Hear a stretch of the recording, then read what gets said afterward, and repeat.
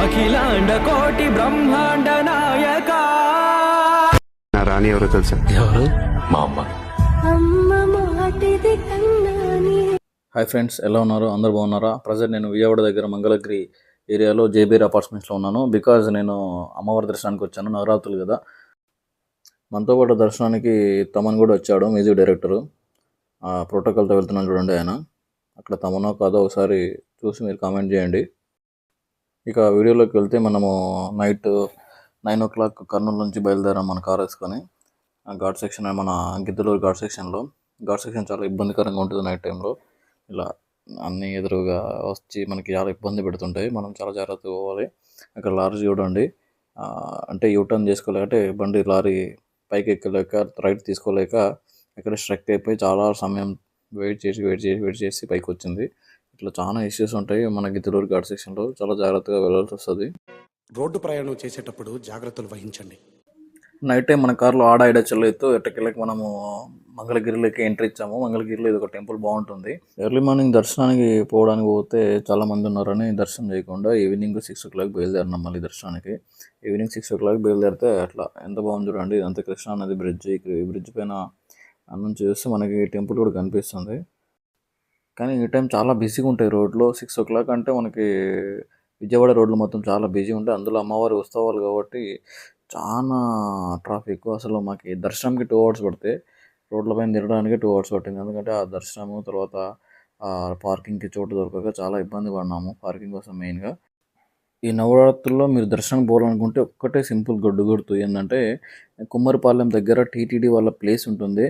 ఆ కుమ్మరిపాలెం సర్కిల్ దగ్గర మీరు బండిని పార్కింగ్ చేసేసుకుని వెళ్ళిపోతే చాలా ఈజీగా ఉంటుంది మీకు.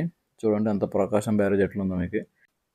ఈ హైవే మీద నుంచి మనము నీటి టెంపుల్ కూడా, అంటే లైటింగ్తో అలంకరించిన టెంపుల్ కూడా నీట్గా చూడొచ్చు, ఎంత అందంగా కనిపిస్తుంది చూడండి. ఇది ఒక హైలైట్ సీన్. అంటే ఇది ఫోన్లో తీయడానికి సరిగా రాలేదు, కానీ మీరు వెళ్ళి బండ్లో అంటే వెహికల్ తీసుకొని వెళ్తే చాలా అద్భుతంగా ఉంటుంది. చూడడానికి చాలా ఎక్సైట్మెంట్గా ఆ బ్యారేజ్, ఆ టెంపుల్ చూడండి, మీకు చూపిస్తున్న ఫోన్లో ఎంత బాగుంటుంది చూడండి. ఇదంతా టెంపుల్ ఆవరణం మొత్తం ఇంత నీట్గా డెకరేషన్ చేసిన చూడండి. నాకు తెలిసి మార్నింగ్ టైం కంటే ఈవినింగ్ టైం వెళ్ళడమే చాలా బెటర్ అని నేను అనుకుంటున్నాను. మీ ఇష్టము, మీరు ఎలా అనుకుంటారో మీ ఇష్టం అది. బట్ ఈ 2 రోజులు, ఈ 3 రోజులు నవరాత్రుల్లో బీభత్సమైన జనము, బీభత్సమైన ట్రాఫిక్ ఇష్యూ, అసలు తల పోటు వస్తుంది. అసలు చాలా జాగ్రత్తగా చూసుకొని పోలే, లేకుంటే ఇట్లా చూడండి ఇది కియో. అసలు మా టెంపుల్ వెళ్ళే దారికి ఈ దారికి అసలు ఏంది సంబంధం ఉండదు. అయినా కేవ్ చూడనీకైనా పోయినట్టున్నాం మేము, కానీ బాగుంటుంది సబ్బేలాగా. అదొక మెమొరీ అంతే. పార్కింగ్ కోసం వెతికి చివరికి పార్కింగ్ పెట్టేసి ఇంకా బయలుదేరినాము. చూడండి ఇక్కడ చూసేయండి ఎంత ఖాళీగా ఉంది, ఎవరు లేరు అని మీరు అనుకుంటారు, కానీ మేము అమ్మవారి టెంపుల్ పోవాలంటే 2 kilometers నడుచుకుంటూ పోవాల్సి వచ్చింది.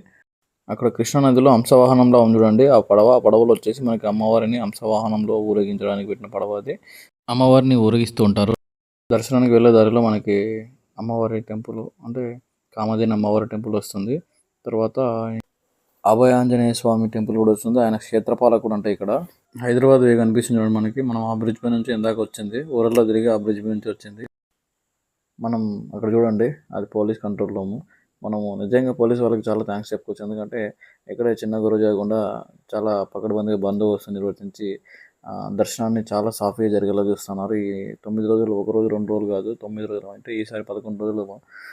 అసలు చాలా కష్టమైన పని, కానీ వాళ్ళు చాలా సిన్సియర్గా పకడ్బందీ చేస్తున్నారు. వాళ్ళకి నిజంగా మనం ఒకసారి సెల్యూట్ కొడదాం. మీరు కూడా కామెంట్లో ఒకసారి చిన్న సెల్యూట్ కొట్టి పడేసేయండి.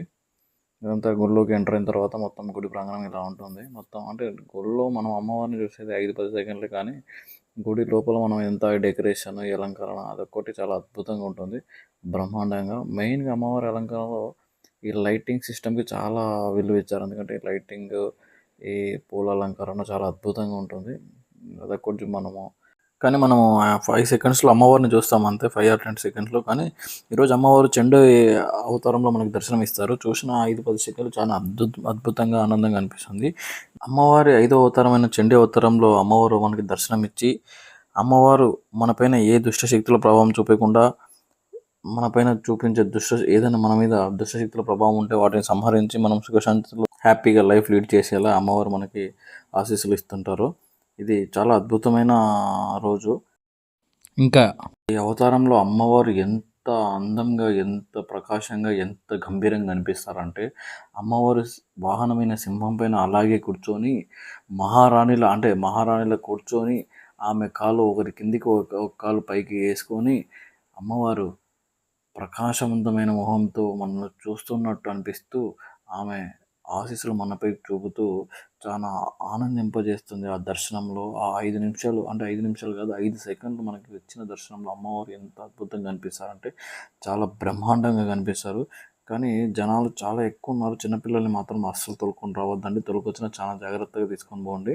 ఇది చాలా డేంజరు ఈ 10 రోజులు. ఎందుకంటే చిన్నపిల్లలు అక్కడ వస్తే నలిగిపోయి చాలా ప్రాబ్లమ్‌గా ఫీల్ అయ్యి వాళ్ళు చాలా ఇబ్బందులు పడతారు.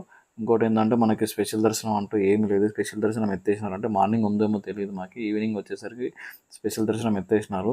మేము యాక్చువల్‌గా ఈ విజయవాడలో మేము తీసుకున్న రూమ్ నుంచి ఇక్కడికి మళ్ళీ రిటర్న్ రావడానికి 6 గంటల టైం పట్టింది. ఇక మనకి అమ్మవారి గుడి నుంచి బయటికి రాగానే ఇట్లా నృత్య కళా దర్శనాలుంటాయి. అసలు చాలా అద్భుతంగా ఉంటుంది. నేనైతే ఓ సాంగ్‌కి వాళ్ళు కళా ప్రదర్శన చేస్తుంటే నేను అలాగే నించొని ఉండిపోయాను. ఆ సాంగ్‌కి, ఆ ప్రదర్శనకి చాలా అద్భుతంగా ఉండే ఇలాంటివి కన్నుల విందులు ఎన్నో ఉంటాయి అమ్మవారి దర్శనంకి పోయినప్పుడు మనము. కానీ చాలా జాగ్రత్తగా దొంగలు కూడా ఉన్నారు. మేము దర్శనంలో క్యూ లైన్‌లో వెళ్ళేటప్పుడు ఒక అబ్బాయి మా బావ జోబీలో చేయి మొబైల్ ఎత్తేయడానికి ట్రై చేశాడు. మేము గట్టిగా అరిచేసరికి వెనక్కి తిరిగి వెళ్ళిపోయాడు. ఏం లేదు సారీ అని. ఇట్లా చాలా జాగ్రత్తగా ఉండాలి. విలువైన వస్తువులు ఏదైనా ఉంటే మీరు లాకర్‌లో గానీ, రూమ్‌లో గానీ పెట్టుకొని వెళ్ళిపోండి. అంతేగాని గుడిలోకి ఏం తీసుకుపోవద్దండి. చాలా డేంజరు. ఇదంతా చాలా అద్భుతంగా ఉంటుంది. చూడండి బయట లొకేషన్, ఎగ్జిట్ ఇదంతా. చూసుకొని చాలా జాగ్రత్తగా వెళ్ళిరండి వెళ్ళేవాళ్ళుంటే. జై హింద్.